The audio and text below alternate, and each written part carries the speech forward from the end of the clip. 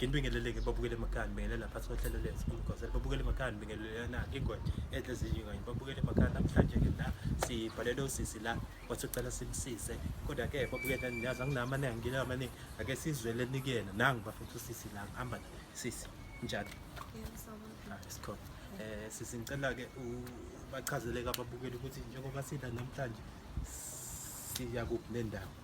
Babukeli nginenkinga la umyeni wami ayekade ephathise omunye asebenza nabo imali ukuthi ngikwazi iklinikhi leyo mali yagcina ingafikanga ezandleni zami okuyikona okwenze ukuthi ngize ngibhalela abohlelo umgwazelo ukuthi ukuthi ngikwazi ukuthi ngithole isisombululo sokuthi ngizoyithola kanjani imali because agcina ngingayitholanga. Yena ubhuti mani yakuyena mhlambe noma umyeni wakhe ekhuluma naye kwenzakalani? Uthi imali wanginikeza ebengakaze anginikeze imali. Kahle kahle uyakuxabanisa nomyeni wakho. Sisho kanjalo. Hayi singapholisa imaseko nje ake siphuthume nikuyena siyomoza ukuthi yena uzothini.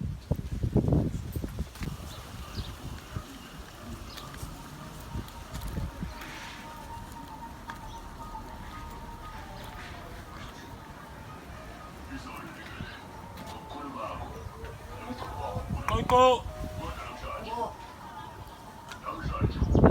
Njani?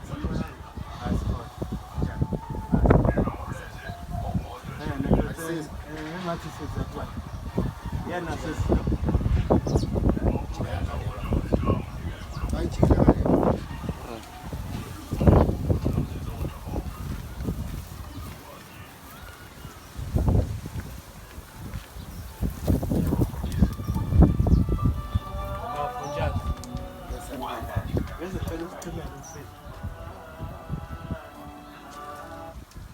Mhlawumbe singangena. Akoka-ke.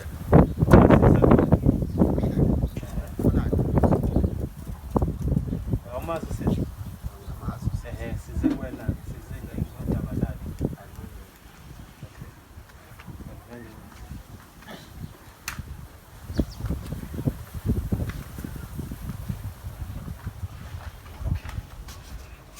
Cela uhlale ngapha.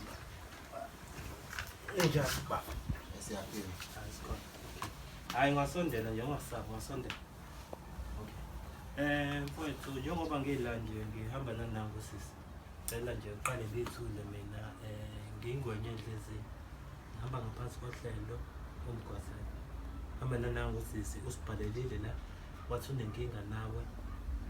Kodwa ngicela ukuthi ngingayi kakhulu. Cela kube uyena usisi uchazayo.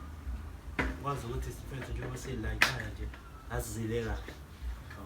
Kodwa uma wena unga-comply sizogcina senza ngendlela ehlupha. Yabo? Ngifuna nje sizwane lezo. Sisi ngicela uchaze ukuthi njengoba sila sisengani. Njani njengoba sabingelela samkhali nginenkinga la ngoba ngize ngabhalela uhlelo umgazelo.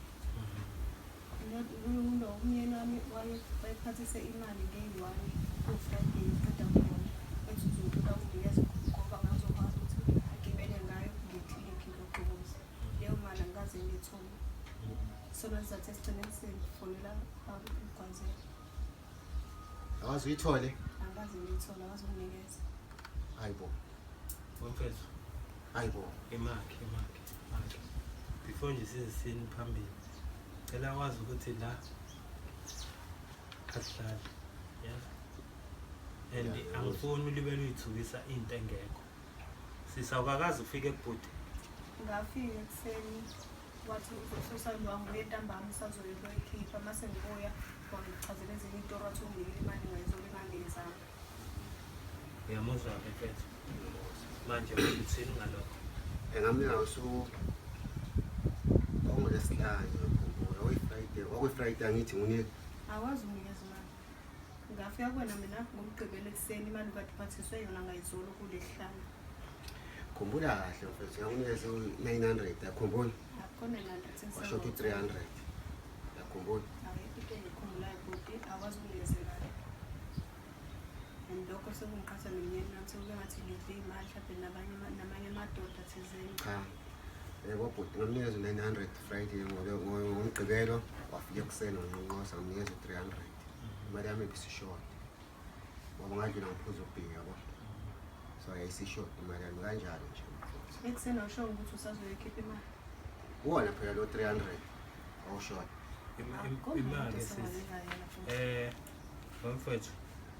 Njengoba usise sichazelele nje ukuthi wena uphathiswa imali from emsebenzini. Yeah. Kwathiwa kumele uyinike bani? Usisi. Okay.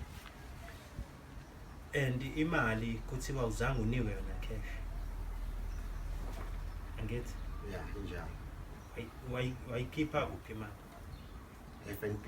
Wakhipha malini? Ngakhipha 1.1. Okay. Yeah. Shuthi yami ngiyikhipha ngona abafo ngasebenzela abafu. Abo 300. So ngamnikeza 900 yakhumbula. Angikhumbuli ukuthi ngoba khomani sokwamukeza yona. Hayibo. Mawufika kuseni umlando 300 uthi uyahamba nje eklinik. Imali ke mfethu. Uyazi ukuthi njengoba usisi wena uthi unikile imali ungamnikanga imali. Bafo ukuthatha lokho wangamnikeza 900 bafo. Umuthi ifike ekuseni ngamnikeza 300. Unginikeza le Sengibuya ekhipha yeah. Unganginikeza ne 300. Ekuseni nje ufika. Lo 900 wona awukade unike mina. Izolo. Awukazi unginike imali ngazona. Wafika. Awukazi ufike ngisho ufika ngalo lihlamba. Awukazi uyixwaye nangokufika Wemfethu waya yini usisi? Kodwa ubuphathisa Imali. Cela silungise kahle le. Mfethu. Usisi. Uthi wena bafethu. Ngamnika lalela mfethu. Uthi wena wafika kusisi ngasikhatsini? Ntambama wafa 7 kanje. Kwakukhona bakasisi. Wahle lengane yakhe uncane. Angithi? Oh, yona mangase silande la ingakuvumela ukuthi wafika wamnika usisi. Yebo. Mayisifika isithi awumnikanga usisi mase senze njani? Angazi phela mina kodwa ngamnika. Ngamnika nje. I-proof yokuthi usisi wamnika iphi? Wayekhona sisi wakho omncane. Naye bobabili. Awuvume nje iqiniso. Mawusuyidla ngesitofela uyidla ngesitofela. Angeke ngivume into engayazi. Ngizoyidla kanjani imali egcineni ezosiza mina nomntanami? Yazi ke mfethu angithi uyazi ukuthi intimi kanje ikabili. Angithi kanjani? Ikabili ngithi uthi usisi wamnika imali. Nawe uthi wena wamnika usisi imali. Usisi uthi awunikanga imali. So wena kumele uprove ukuthi wamnika ngempela usisi imali. Ukuze nosisi azokwazi ukuthi ngahamba nomfowethu imali mfethu.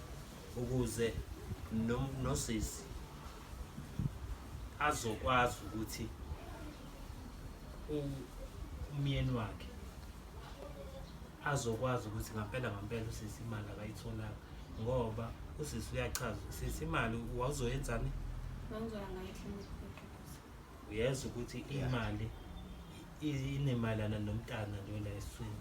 Kumele ahamba ayobona udokotela bamcheck ukuthi uright noma uya-understand ukuthi mase ningasenzeki lokho i-damage ezokwenzeka ngenzeka ukuthi umntana alahlekelwe impilo yakhe because of wena mafethu ngilalele wemfethu ulalele uyayicabanga i-damage ezoyenza emntwaneni njengoba libe liqamba amanga nje and futhi usisi mangilalele mfethu ilalele usisi umithi i-stress asidingeki kuyena.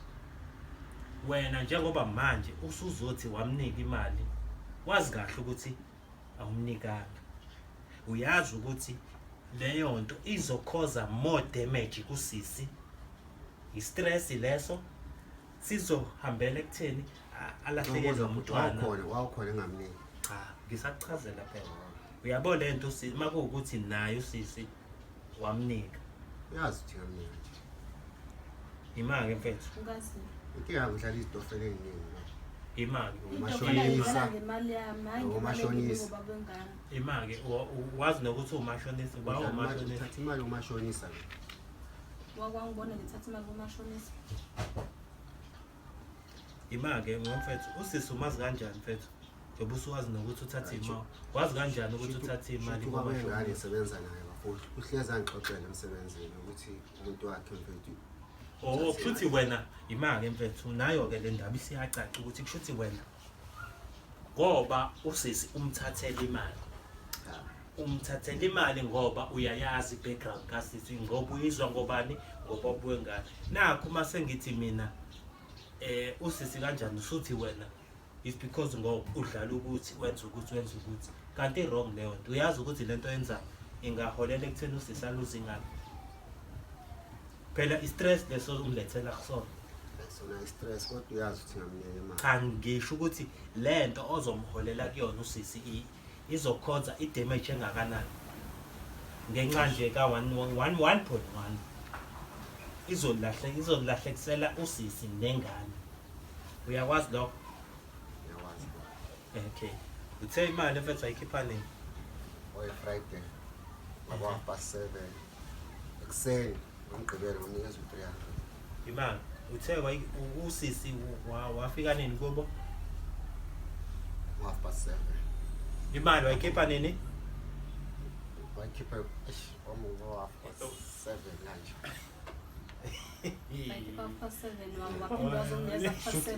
Futhi ngiyaphaza. Mfethu imali.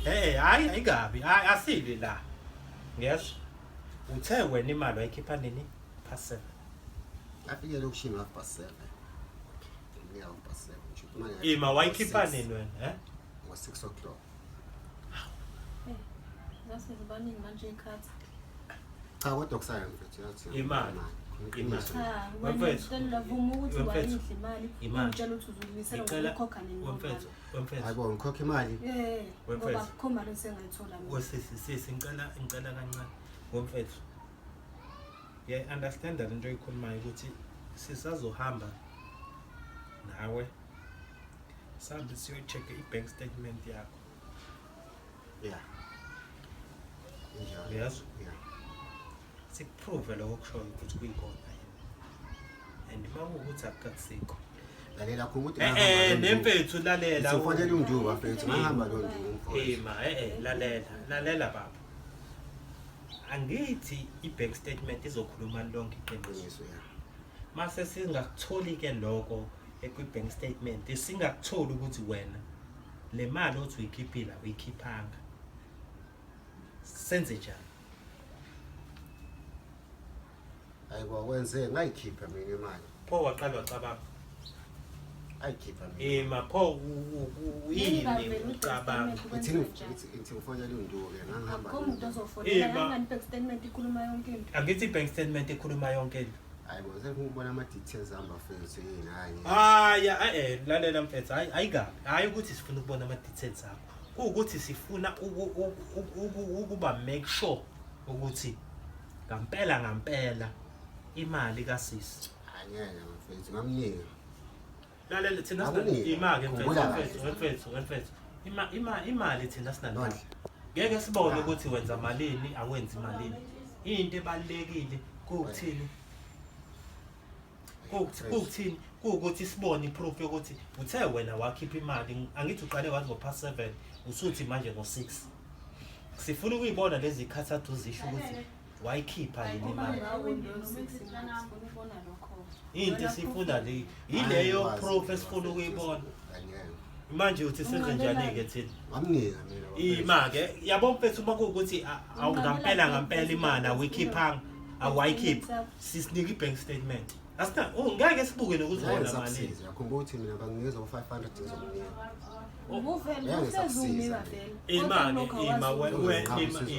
Wena ubukwenziswa ukuthi imake wena ubukwenziswa lokho ukuthi vele ujwayele ukuthatha imake mfethu ngicela ungilalela lento oyenzayo uyenziswa ukuthi vele usisi imake uyenziswa ukuthi vele usisi ujwayele ukuthi uthatheni umuntu wakhe ngisebenza naye pho manje njengoba imake ngilalele phela ngilalela kushuthi wena imali kusisi njengoba uyithatha nje uyithathiswa ukuthi uyazi ukuthi vele imali ijwayele ukuphathiswa wena manje njengoba usuyithatha nje usuthi kuyena ngeke usamsiza Ima mfethu isimple lento. Imali iyayikhomba ukuthi ingakuphi la. Oh ikuyena ngithi. Uyayilazi iqiniso. Mfethu lalela la. Sorry. Sifuna iproof yokuthi unikeza imali. Nalesikhathi owakhipha ngathi Ngithi imali. mfonela uNdungu, ngihamba noNdungu. Ngibuza uNdungu. Uzokukhulumela phela uzokufika uNdungu ngokunganakho. Cela Poti. Yebo. Poti. Akuza futhi. Yabona njengoba sifike nje ngakuwena. Sifike saqoqoza kahle. Konke sakwenza ngenhlonipho. Sikukhombisa ukuthi siyakuhlonipha. Yabo? Sisihlonipha futhi nekini. Asifikanga sazenzele, yabo? Sikhombisa ubuntu. Kodwa manje lento oyenza wena ayikhombisa ubuntu. Ikhombisa ubugebengu. Kanjani mfethu? Ungazosenza ilima wena la. Manje mase usibuza ukuthi kanjani? Kanti lento esikhuluma la yini lento esikhuluma la? Nondla ngiphanga nondla. Awukazi unikeza imali. Ayikho imali ozokunikeza yona. And manje ibhlungu lento usisi akasatholi imali because of wena. Usisi kumele hambe ingane iyoxukuzwa. Izoxukuzwa ngani ingane ngoRose? Yathanda ukucela imali umashonisa. Thatha imali umashonisa. Uhlangana wena nokuthi usisi wenzani? Imali wemfethu wemfethu imali sisengicela kancane. Ngena phinda ba umashonisa la. Wena ima wemfethu imali. Omashonisa ngibakhokhela imali hayi ngemali ngithatha babe ngami. Wemfethu wazi kanjani wena ukuthi usisi wathatha imali uhamba ukhokha umashonisa? Imali singahamba nawe sekulo umashonisa uthi wena usisi wahamba ukhokha umashonisa mina ngisafuna la. Imake wo pho ukwazi kanjani ukuthi usisi wathatha imali uhamba ukhokha kumashonisa? Asinamhlanje ngi-off wafethu ngiphethe ibhabhalazi ngishayisa ngekhaya. Wemfethu mina ima ngikuphendule wena ukuthi ukwazi kanjani ukuthi usisi wathatha imali wahamba wokhokha ngayo imali kumashonisa wena lokho ukwazi kanjani? Sisi noma ungani wakho noma mhlambe khona enweni kwenze emaceleni pho ukwazi kanjani information engaka phela isigaxa sesendaba osaziyo osisi ngiphethe ibhabhalazi. sihlangana nathi thina nebhabhalazi njani manje nondle ngoba nginike imali. Wena ngitshela ukuthi unisela ngokuyikhokha nini imali. Mfethu lalela-ke mfethu lalela-ke mfethu mina angifuni ize le ndaba iphele kabuhlungu. Nangu usisi manje khuluma kahle naye kube ukuthi indaba nizoyisolva kanjani nobabili. Singaze singenelele thina ngoba mase angenelela thina khona ozokhala egcineni. Khuluma nosisi iqiniso ungalibele ufuna ukuthi mina kuzogcina ngokuthi khona ozothola usize 10 la. Migcina lento mangokuthi wena awufuni ukukhuluma iqiniso.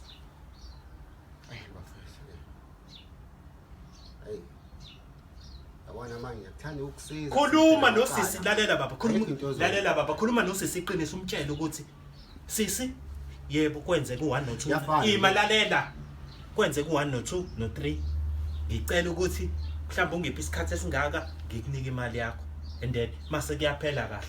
Asifuni size iphele kabuhlungu lento ngoba kuzophela kabuhlungu mase kuthiwani besokuhlumeza kini kanti cha wena umuntu wrong. Ngiyafana nje umuntu wakhe ngoba ngithatha ngakuyena lo. Uzonika bani? Uzoyithatha ayo umashonisa ayitha ngithanga futhi yafana. Wathi uyinike bawuzinikeze lo muntu ofuna umnika manje wena. Ngani wathi uyinike mina unikeze mina. Uzoyibuyisela kanjani back imali kube kuthiwa wayinika usisi? Uyaphika futhi. Kanjani? Uyaphika kanjani futhi ethi angiphanga. Imaki wemfethu imaki lalela. Into ekhona ngoba wazi wemfethu lalela wemfethu imaki. Makuwukuthi uthi wena usisi wamnika siphe ibank statement. I-bank statement izoproofa ukuthi wayikhipha imali plus iprove nokuthi waphinde futhi wabuya wazokhipha waqala wakhipha 900 waphinde ima uthe wena wakhipha 1.1 waphinda futhi wazokhipha 300 siphi bank statement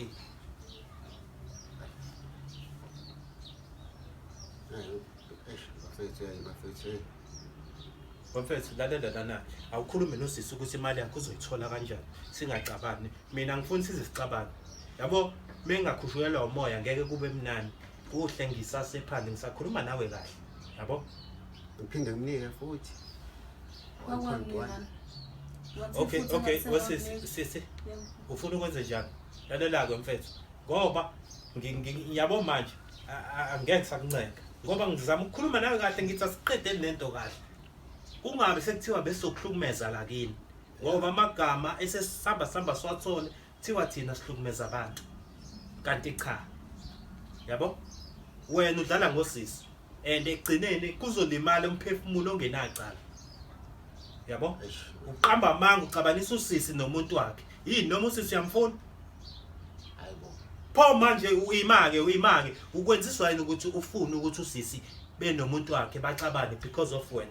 Hayi sibaxabana ngo-1.1 imali. Hayibo mfethu kodwa nokunyona imake uqonda ukuthini mawuthi baxabane ngo-1.1 uqonda ukuthini?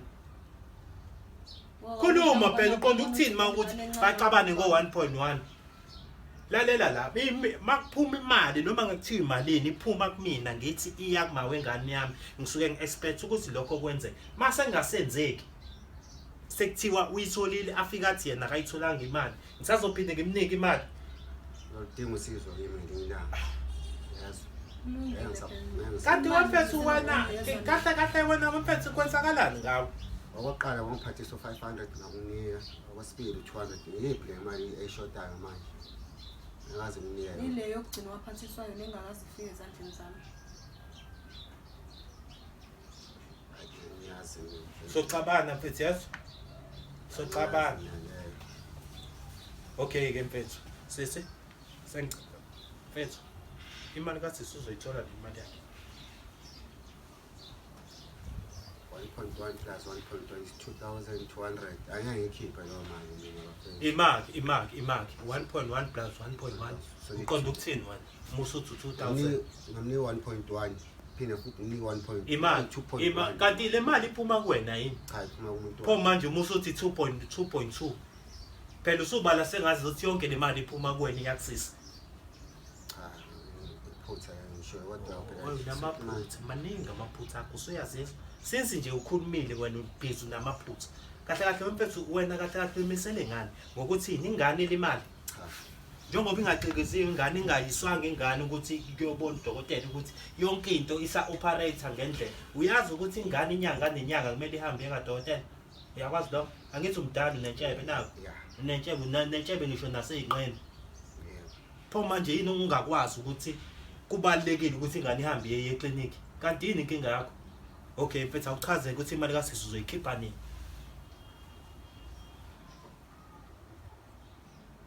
Khuluma. Asakuncengi-ke manje. Hayi bese kuncenge ekuqaleni sithi khuluma sikhulumele kahle noSisi ukuthi imali yakhe uzombuyisela kanjani. Khuluma ukuthi imali kaSisi uzoyikhipha nini? Hayi bafethu ngikhiphe 1.1 yonke umuntu nje odla usitofela ngashonisa. Ngenaphi indaba yetokufela? Imali wena manje uthi ngeke umnike umuntu odlala umashonisa imali yakho leyo uzomnika yona. Futhi kahle wena unenkinga noSisi kahle.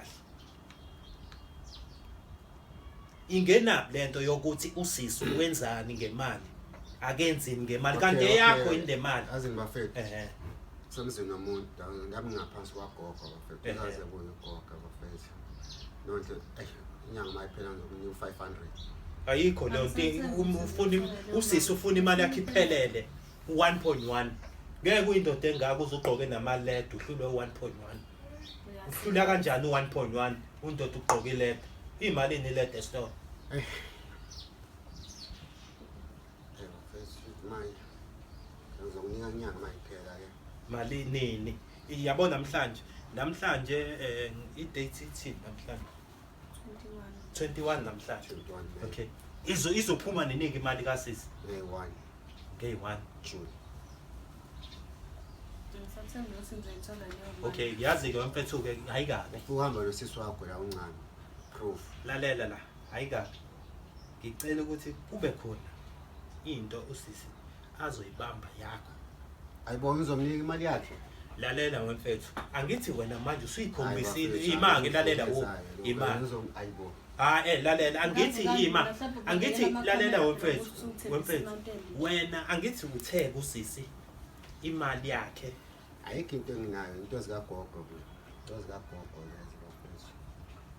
utshelwe yithini ukuthi sisesobamba okula endlini thina sobona ukuthi sobona ukuthi yini eweta u1.1 sibambe yona umuse uzomnika usisi imali yakhe usuthatha ke njengefoni nje lo iphethe hayibo ifoni bafetha ngekhohlwana aliyakho angeke ifoni hayi lalela mfethu thina sikubuze siyakutshela sithi ukhokhela nodlezo okay la ngethi uzokhokhela sekukwena ukuthi ufuna ukuthi kube khona izinto ezosihlala ngakuwena yakhe ukuze azogqugquzeleka ukuthini imali yakho ayibuyise noma uyamthemba mayithi uzoyibuyisa imali okay mfethu uyamuzwa ke usisi so sekuyaphoqa ukuthini ifoni siyayidinga and neleda leyo igqokile nayo siyayithatha hayileda 2000 bafanye 2000 ifoni 1.8 so imagine yonke le uyaseneka ucathula dlala la angeke bafethu okay mfethu asilwe nawe ukwazi lokho asilwe nawe sicela sibone kufoni awuma umyeka asimyeka ufuna ukwenzani ngiyayifuna keep sim card yini ufuna lalela mfethu cha sim card awuyithatha imukhiphela sim card cha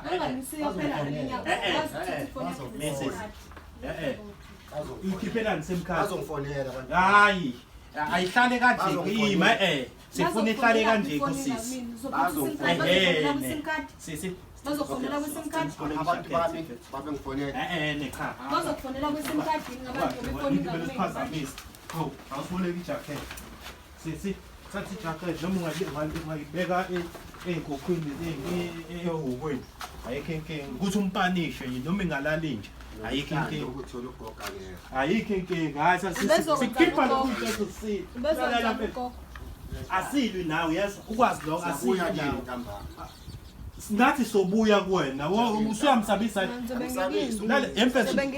lo muntu ukhulelwe meke wenza something wrong kuyena sizokushaya ke thina ngoba manje awuzwa ayikho inkinga noma ungeza naso hawu wena uqola abantu wena ngiphatha 1.1 wami uphatha imali kasisi le sambeni thola into zakho yaganga lo hawu